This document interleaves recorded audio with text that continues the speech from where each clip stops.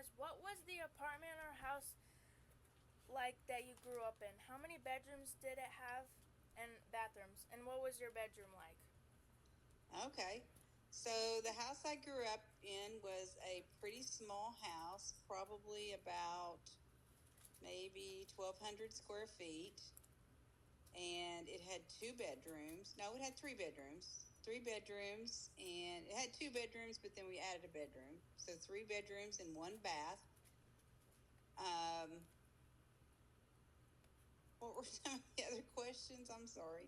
And what was your bedroom like?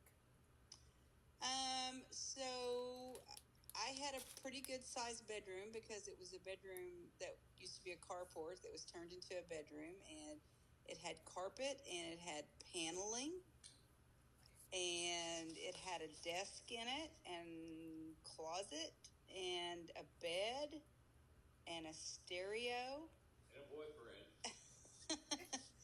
and what else do you think she's looking for? It had a window air conditioning unit in it.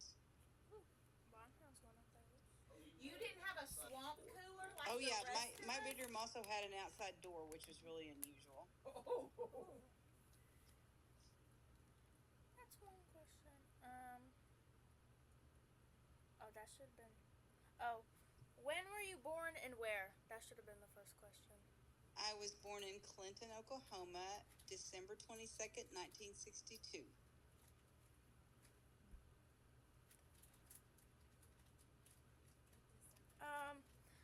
Were there any phrases that you were popular when you were a teenager, and what did you like to wear? Okay. Phrases that were popular. Let me think for a second. That's cool. Tubular. Help me out on phrases, Scott. Yeah, Scott. That's Groovy, baby. Groovy baby, it was kind of past.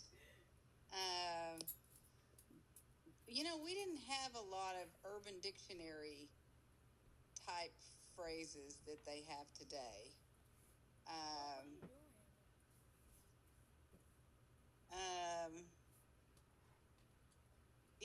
As a kid, I remember things like,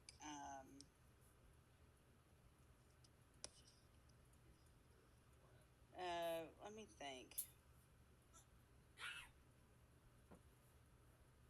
I fell back. You think you're cool, but you're snot.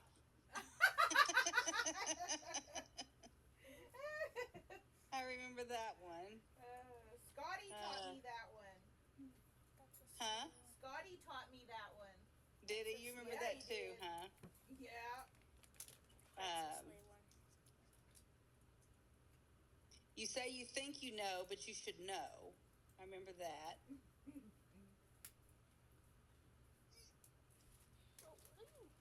That's all I can think of on phrases. I'm just really tired. I can't remember more than one question at a time, Chandler. What did you like to wear? Oh, so I loved clothes. I've always loved clothes. So bell bottoms were popular. I really like to wear bell bottoms. Anything with bling on it. I wore black a lot. Black pantsuits. Black pantsuits. That her mom made. I didn't wear jeans that much because my mom was older. She was 43 when I was born, and she always wore jeans pulling cotton. And so if I ever put jeans on, she said, "You look like you're going to pull cotton. Go get those off and put some dress pants on." So I wore dress pants a lot. I also like to wear blazers. Blazers blazers were really popular. And back then, shoulder pads were really popular in blazers. So you had these blazers with these big shoulder pads to blazers and shorts, kind of matching shorts and blazers. Those are kind of coming back. Like what sailors wear? Yeah. I remember some bright pink high heels in your closet don't even remember those, but I'm sure there was. But I remember that my favorite T-shirt was like this tie-dyed maroon T-shirt that had like kind of sequins and studs on it, and I think it was a peacock. Ooh. Um, that was one of my favorite things. Also, vests were very popular then, and vests have come back now. But like I remember, I had a pair of blue kind of plaid and white bell bottoms and this vest that matched it. Slay girl. Huh? I said, Oh, and go-go boots. Oh my gosh, go-go boots. I got a new pair of go-go boots, which are just boots that go to the knee, every Christmas. That was my big thing. Go-go boots. Never heard White, of those. and I think I had a white pair and a black pair. Oh, look them up. Go boots. I know exactly what she's talking about. Okay, what's the next one? What was your first job, and what did you like about it or not? Oh, I had a weird first job. So I had my first job, I think I was 13. And there was this store, and it was a Merle Norman store, which you probably have no idea what that is. But it was, Merle Norman was a makeup. And so it was kind of like, it would be kind of like a mini Ulta store, only they only carried one brand. I want them. I feel like Tell her you want go-go boots now. Go-go boots And- are really cute. And in the back of the Merle Norman store was a beauty shop. And so my job was that at 5 o'clock, when the Merle Norman store closed and people were coming to the beauty shop, my job was to make sure that the front door was locked, but that I escorted people from the front door back to the beauty shop to make sure they didn't steal anything. Oh, jeez. And then from the salon back to the front door to make sure people didn't get into the makeup and all that stuff. And I hated it. I thought it was stupid. And the women that came to the beauty shop were kind of hoity-toity. You probably don't know what that is. That's kind of another phrase. They were kind of stuck-up women. Parents. And I was very intimidated by them. And I hated that job. I didn't have that job very long, and then I got a job at Payless Shoes, and I worked there for a little while, and I hated that job too. Those are my first two jobs. What was the most memorable family vacation you took and why? I said memorable. Well, we didn't take a lot of family vacations. And why? We didn't take a lot of family vacations because we didn't have any money, Why else? and because my mom and dad fought all the time. So it wasn't a real enjoyable thing. But the thing I probably remember the most is that we pulled a travel trailer and we went to Colorado to the Royal Gorge, and that was fun. And I remember coming back, I was actually riding in the travel trailer behind the car, and there were some tornadoes, and I looked out of the window and saw those tornadoes, and it scared me really bad. Oh my god. Is that why you're so afraid of storms? It was when I was young. I'm not really so afraid of storms so much anymore, but yes, that was part of it. And my mother was scared to death of storms. And back then there wasn't radar or anything like that to tell you when weather was coming. So if it thundered, my mom wanted to go to the cellar. And so we lived half my life in the cellar, and she was scared to death of storms. Cecil. Kind of sounds like Maddie. Anytime there's thunder, he gets really freaked out. Calm down, with the weather.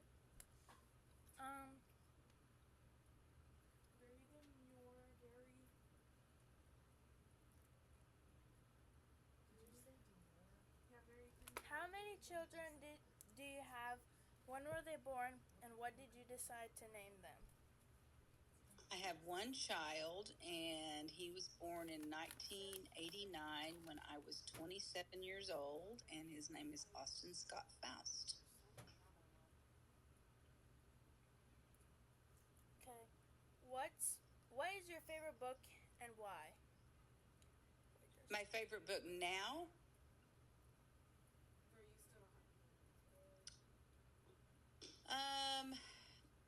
You know, I love The Road Less Traveled by Scott Peck. And I mean, if you only want one, God, that's hard. that was probably my favorite book for the longest. The road less traveled. Okay. Mm.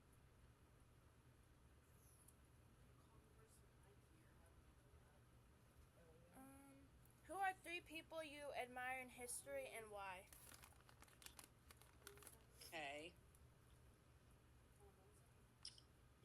Sigmund Freud. You probably have no idea who that is, but he's considered the father of psychology. And he was a psychiatrist that had a lot of very radical ideas.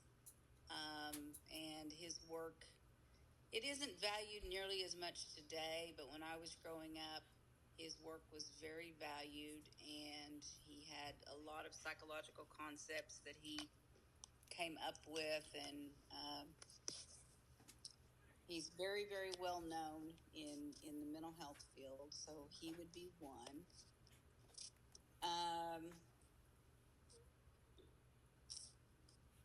I would say President Kennedy, JF Kennedy, that was assassinated,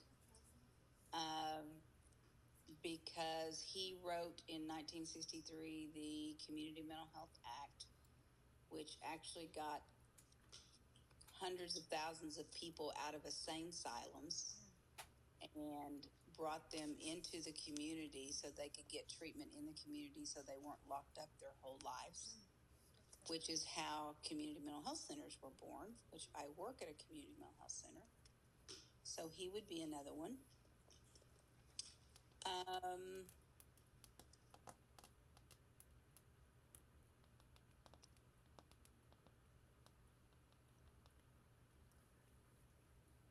It's really not history, maybe so much, but I absolutely love Barbara Streisand because I think she's one of the most talented people on earth, and people kind of love her or hate her, but she's still alive. So I don't know if that would be considered history. Oh, she's history. She's an actress and a singer, but she has stage fright so bad that she's amazing. An actress, singer. She's an activist. We'll look her up in a little bit. Mm-hmm. Oh, okay. I guess another person I can think of that's no longer alive is Queen Elizabeth. I love her story. So my family originated right around Wales, where she's from, and I've always loved that area. No, And Queen if Elizabeth. you ought to watch the movie of her life sometime. She was one strong woman, one tough woman, and she always put her duties as a queen above her family, which is not necessarily a good thing, but very few people can do that kind of thing. And she was a true believer in the royal family and what they stood for and her country. She loved her country. So those would be the people I would say. Those are good. That's nice.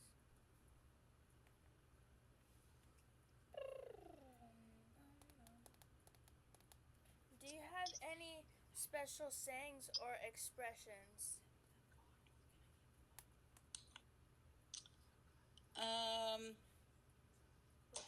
I guess one of my favorite sayings, because I think it's so true, is what a difference a day makes.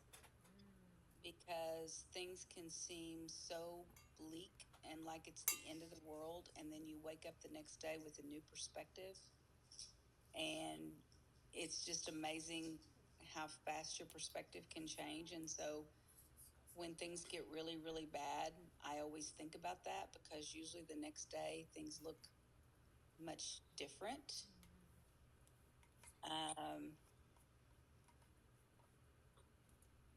Let me think.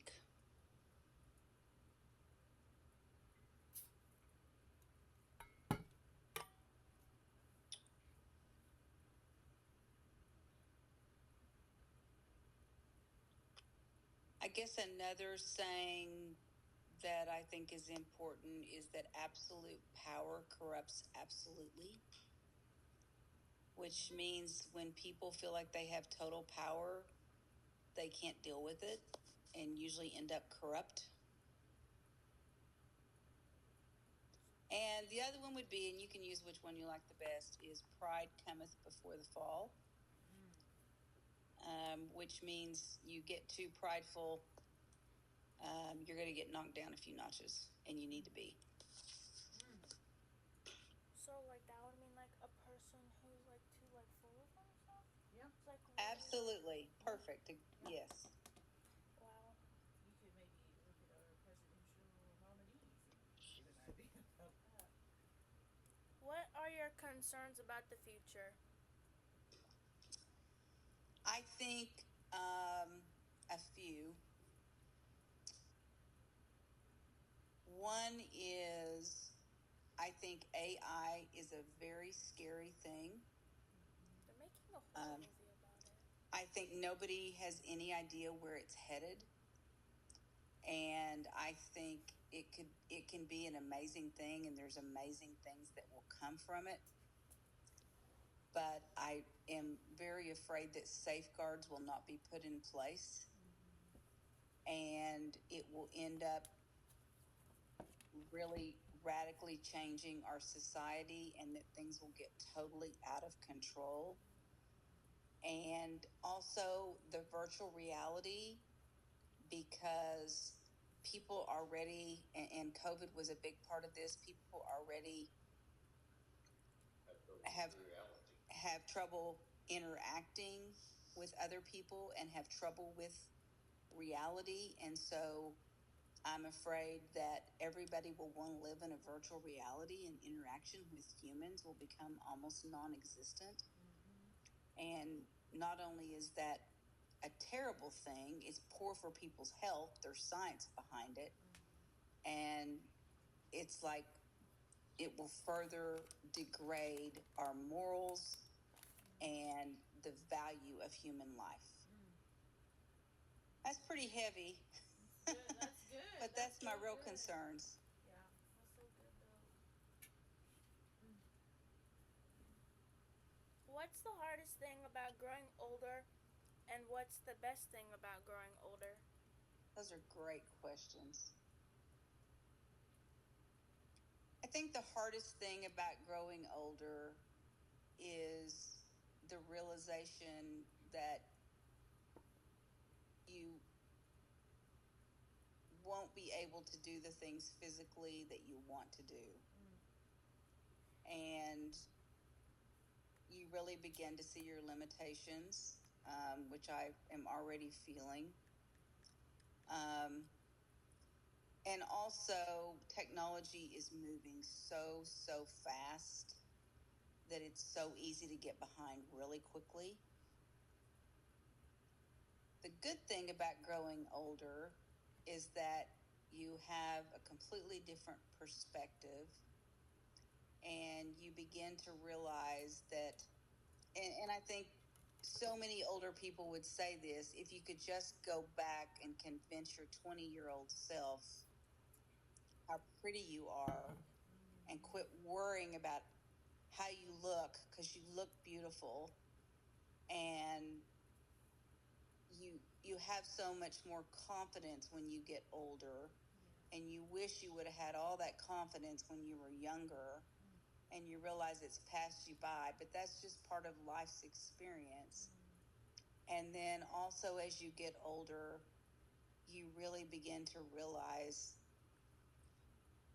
how grateful you should be for things, and you appreciate the little things that when you're younger and you're trying to climb the ladder that you didn't appreciate, like just going out in the garden and looking at the beautiful flowers and being able to breathe the air, and how cute your puppies are, and taking time to spend more time and cuddle with them, and all those things. When you're younger, there's too many other things that get in the way. And so you're able to feel more gratitude. And I'm probably giving you more information than you know, but we're fixing to have our 50th anniversary at work. And so we're having this big gala thing at night. And I've been working on my speech. And one of the things that I have been really intrigued with in the last few years is the science behind gratitude. And if you're interested, it would be a great paper for you to write sometime. Yes. But there is some incredible research out there that if you would get in the habit of every single day just taking the time to write down 3 things you're grateful for, it lowers your blood pressure, it lowers your chance of dementia, it increases your longevity, it makes you happier. The science behind it is just incredible, and you tend to be happier with life and with relationships. And when you get older, it's easier to be grateful. I mean, now not everybody is like that. Some people get older and they get more bitter and all those kinds of things. But if you're able to keep your perspective and realize the things you're grateful for, not only do you live a happier life, but there's so much science behind it. It's incredible. That's wonderful. If you could go back to any age, what would it be and why? That's a good question. I'm great at picking questions.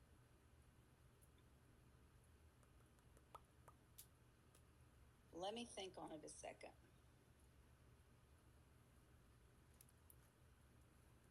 It's probably when she was 14 and she met me.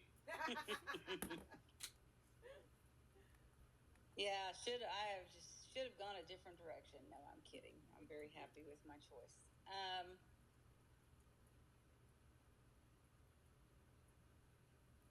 I would probably go back to about age 20 and be able to explain to myself and listen to my older self that quit trying to be so perfect. You're never going to be perfect anyway. A great example of that is when I was in graduate school, I was such a perfectionist, and I only made 1 B in graduate school, and it was in statistics, and I was so upset about that B. And I went in and I talked to my professor that taught statistics, and I said, I'm so upset about this B. I tried so hard. And you know what he said to me? He said, you know what? Getting that B might be one of the best things that ever happened to your personality. And I had no idea what he was talking about. It was years later when I figured out he was trying to tell me, you need a realization that you're not perfect and it's okay. Give yourself a break. And there's a lot more things more important in life than trying to be perfect, like having good friends and enjoying your time and all those kinds of things.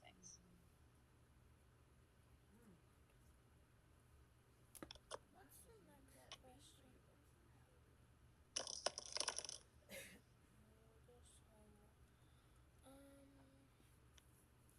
How do you define a good life or a successful life? Man, your teacher's very smart. Good questions.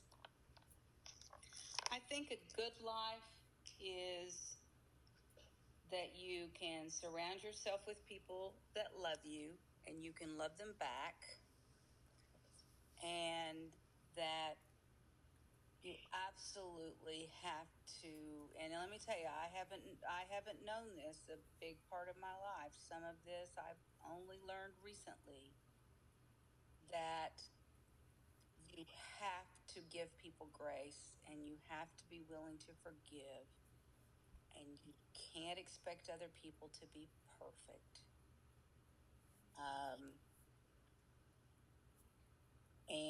And I think gratitude is part of that.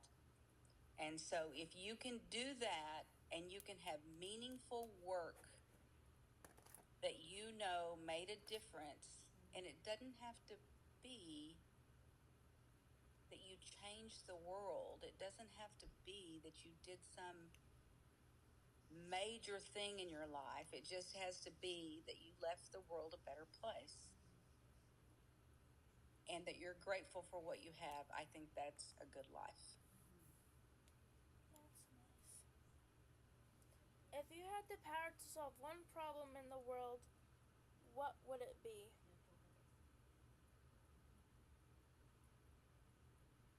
Did I read that? If you had the power to solve one problem in the world, what would it be? I think it would be to solve the polarization that we have in this country. And really, it comes back to exactly what I just said about giving people grace and allowing people to think the way they think and be the way they are and hold them accountable, but not be mean.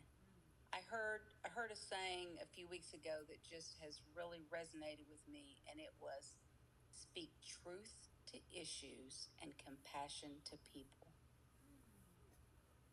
And so you can say what you think and you can tell people why, but you can't beat people up and be mean to them.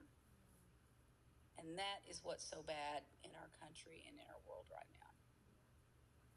That's nice.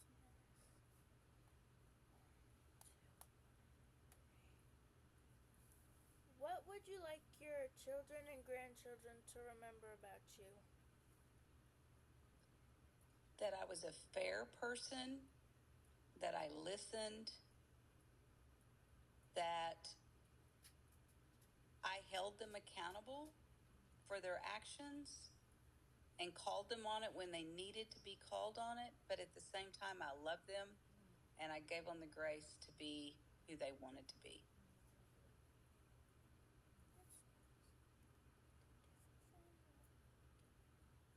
Are these the last questions you wrote, or were the ones I wrote? Yeah. Oh, okay. Those are the present ones. What do you do for fun? Is that what I'm on? Yeah. Yeah. What do you do for fun? I like being by the water. So, of course, we spend a lot of time at the lake. I love, love, love to shop. Love, love, love, love to shop. Just got back from Martha's Vineyard, and it was like shopping paradise. Oh, wow. And I think it's because I love to look at beautiful things, and I love to look at creative things. And just holding something in my hand that feels nice or is beautiful makes me happy. And I like spending time with my family. But I also really like spending time alone, so that I can kind of be in my thoughts and reflect in my thoughts. And as I get older, the more and more I don't know why I'm getting emotional, but for some reason I am. The more I enjoy nature and animals,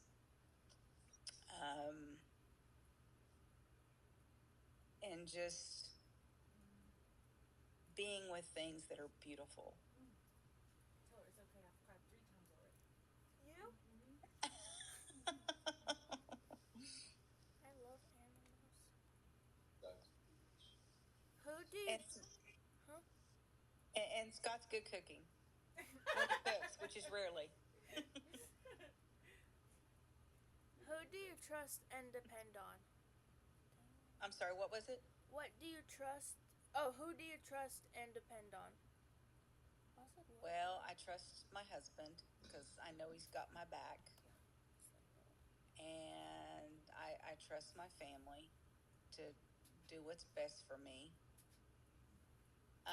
But most of all, I trust in Jesus Christ and God because God's the only perfect one, and he's the only one that has the purest of motives to know what's best for me because humans can't know.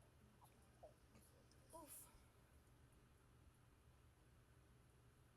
What things are most important to you and why?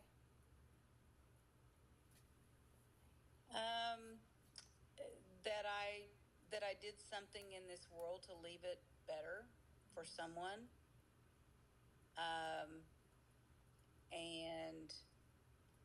I don't need a big legacy, but I just want people to remember me as being a kind, hard worker that tried to make a difference. That's so good. Yeah. Okay, Well, so remember now you have your 3 technology questions. I have them pulled up for you. It's the last 3. oh, how has technology changed over the course of your lifetime? Oh my gosh, it's just incredible. So, Color TV was your first, probably. yeah, color TV is probably the first thing. Oh yeah. Cell phones.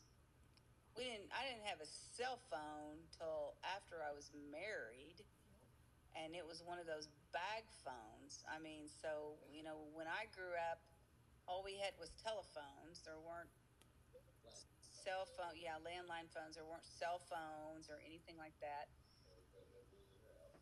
Yeah, and I remember telling Scott when I first became the CEO of New Horizons, a company, when I was age 32.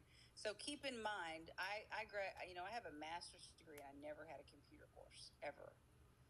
And so when I became a CEO, it was like email was just then. We were still doing dial up on computers. I know you have no idea what that is, but you went through a phone line, and so you had to kind of like dial a phone to get your computer going. It took forever.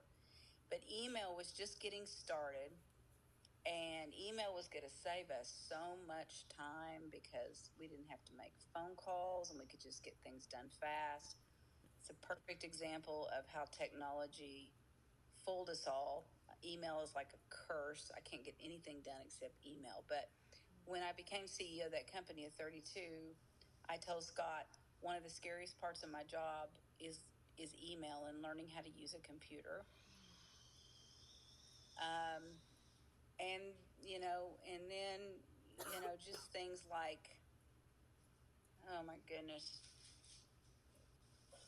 having central heat and air. I didn't have central heat and air growing up.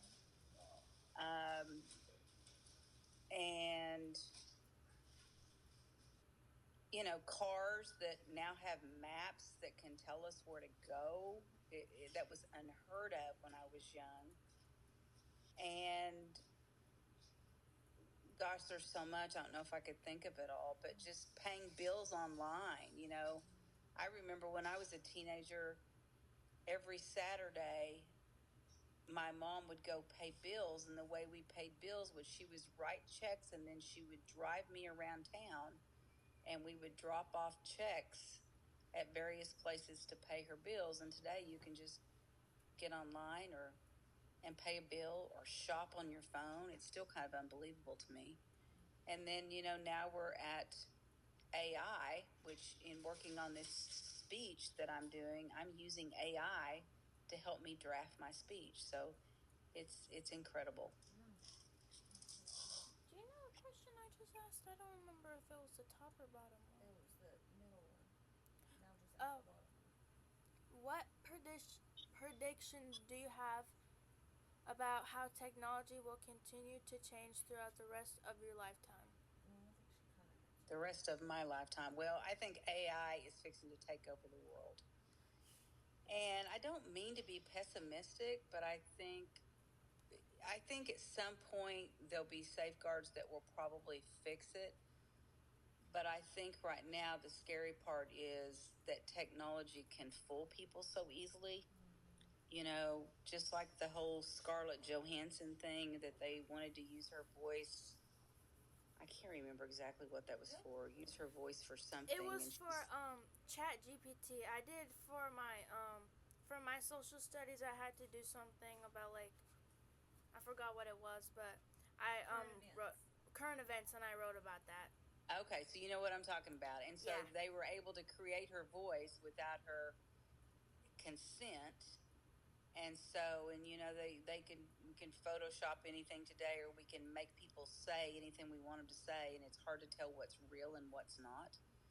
And so that to me is very scary because it's very hard to get to the truth when you don't know what's real and what's not. To me, for the next decade or two, that is the scariest. That was only Is that? two. Is that? Oh, here we But go. they're like all the same question. Is it the all the same? Hold on, I can't see. I gotta put my glasses on. Okay, what has been the impact? Okay, no. Oh, okay. What has been the impact? Yeah, I think she kind of answered that when she's like with the first one too, because the impact of like having central heat and air, like there's an impact of having air conditioning. Like sweetheart, you'll never understand. What? What do you mean the refrigerator doesn't make ice? So, okay, that was awesome, Verna. Thank you. That was emotional. That was so good. So I love doing this kind of stuff. Mhm. So seriously, anytime you ever. Let me say something. Okay, Scott wants to say something.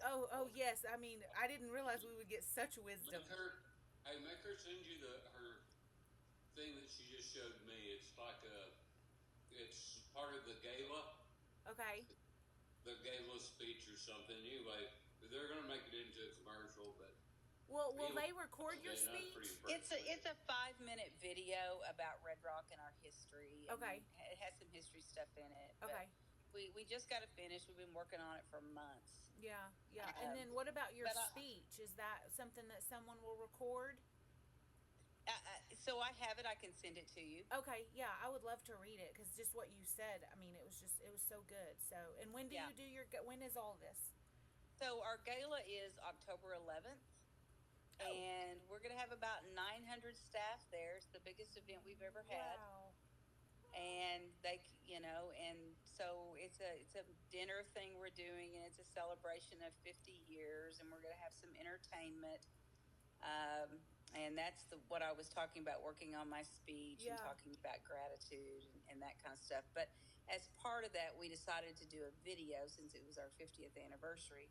And play it at the gala, and then it'll also be on our website and stuff like that. But I'll send it to you. I'm not 100% sure I have your email address, Missy. You might send it to me. Okay, I will. I'll send it to you. That's awesome. Okay, Vernon, thank you so much. That was Sure, awesome. anytime. Okay, it's just the beginning of the school year. Charlie's probably going to have a project like this too, so we'll.